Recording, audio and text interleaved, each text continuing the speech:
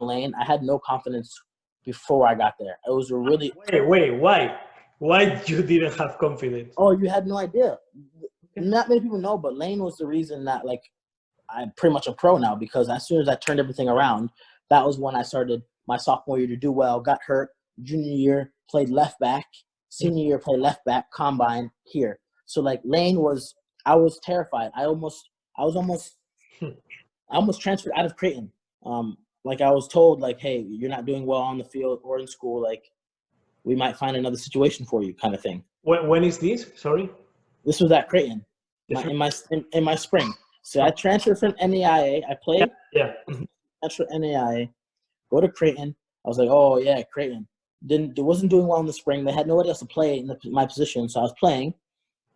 Not doing well. Wasn't adjusted to school. Wasn't adjusted to the football life. Wasn't adjusted at all. And I just couldn't figure it out. And I remember before one of the practices, I was brought in the office by the head coach and an assistant coach, and they're like, yo, like, what's going on? Like, you're underachieving on the field, off the field as well. Like, if you keep doing this, we might find a different situation for you. I was like, what does that mean? He goes, we'll find another school that'll fit you. I said, oh, like, this is right before a training session, and they tell me to go out and train properly.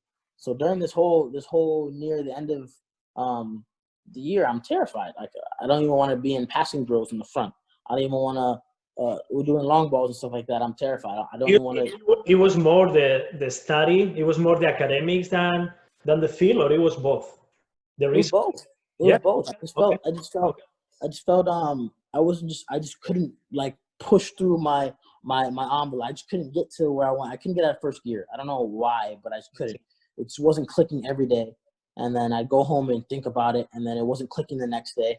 And so like it just didn't click until near the end. And my head coach my assistant coach was like, you really have no idea how good you can be, huh? I was like, what? I was like, not really understanding. He's a really good friend of mine now, Johnny Torres, and he's head coach now. And he was like, I'm going to send you and a couple guys to Lane. And my best friend Ricky was here.